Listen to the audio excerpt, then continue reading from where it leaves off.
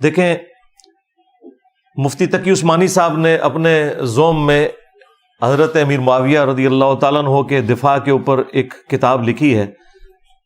خلافت و ملوکیت کا جواب دینے کی ناکام کوشش کرتے ہوئے، اور اس میں ان سے بہت بڑا بلنڈر ہوا۔ انہوں نے یہ دعویٰ کیا کہ یہ جو کہا جاتا ہے کہ بنو امیہ کے دور میں ممبروں سے حضرت علی پہ سب و شتم ہوتا تھا، یہ بالکل غلط بات ہے۔ وہ کہتے ہیں صرف ایک ہی حدیث ملتی ہے بخاری میں جس میں سب کے الفاظ ہیں، اور سب کا مطلب ہمیشہ گالی نہیں ہوتا، کبھی گالی بھی ہوتا ہے، لیکن یہاں پہ سب سے مراد تنقید کرنا ہے۔ اب یہ لادہ بات ہے کہ حضرت علی کے اوپر تنقید ہو رہی ہو تو یہ اس کو بڑی آسانی سے کہتے ہیں نہیں یہ گالی نہیں دی، تنقید کی ہے،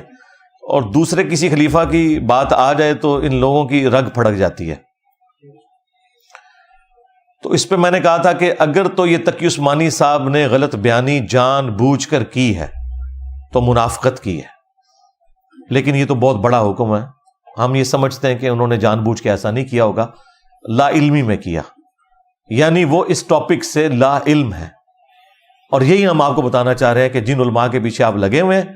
جنہوں نے آپ کو طوطے کی طرح رٹا دیا جی وہ سب کا مطلب گالی نہیں ہوتا، سب کا مطلب تنقید ہوتا ہے، ان بیچاروں کو پتہ ہی نہیں ہے بخاری کی جو سب والی حدیث تھی یہ مسلم میں بھی موجود ہے 6229، اس میں واضح الفاظ ہیں کہ آل مروان میں سے جب ایک بندہ حاکم بنا، اور یہ بات ہو رہی ہے حضرت معاویہ رضی اللہ تعالیٰ عنہ کے دور یا ان کے بعد کی، پہلے کی نہیں ہے یہ بات، بعد کی آل مروان تو پھر بعد میں ہی آئے، یعنی وہ جو کہتے تھے صلح حسن ہوئی تھی، صلح حسن کے بعد یہ ہوا تھا، کس طریقے سے اس صلح کے ساتھ یہ ظلم کیا گیا۔ تو مسلم شریف کے الفاظ ہیں سہل ابن سعد السعدی کو بلایا گیا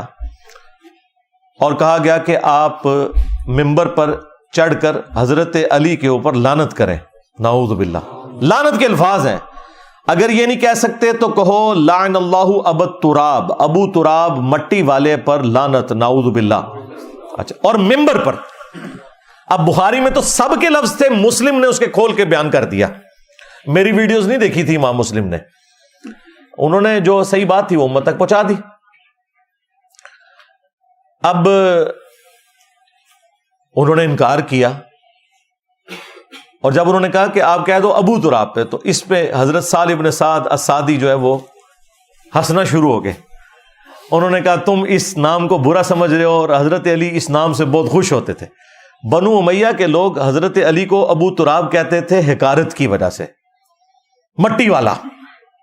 جبکہ یہ نام خود رسول اللہ نے رکھا ہوا تھا ان کا، اور حضرت علی نے اپنی کنیت ہی بدل لی تھی، آپ کی کنیت تھی ابو الحسن، لیکن آپ کہتے تھے مجھے ابو تراب کہا کرو چونکہ نبی الاسلام نے مجھے ابو تراب کہا ہے۔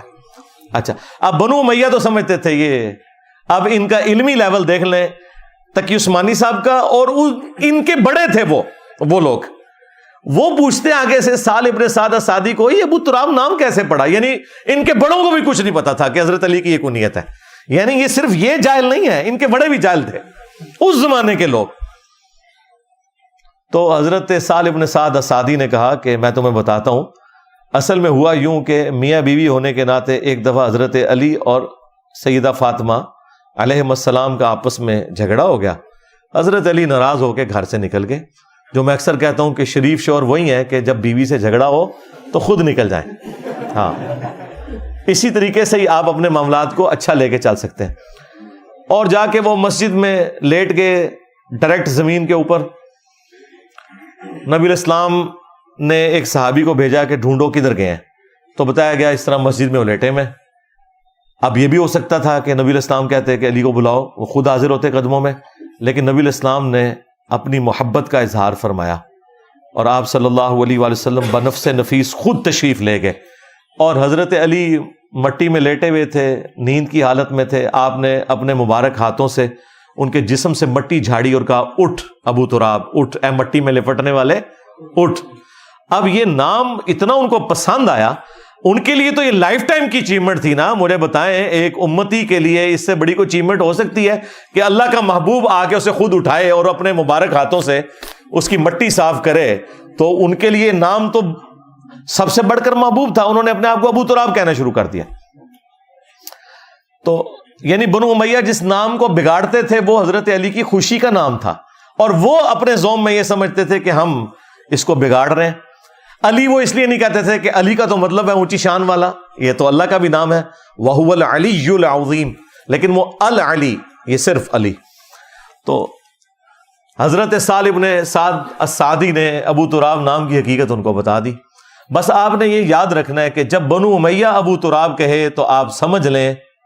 کہ یہ تنقیص کے لیے کہتے ہیں،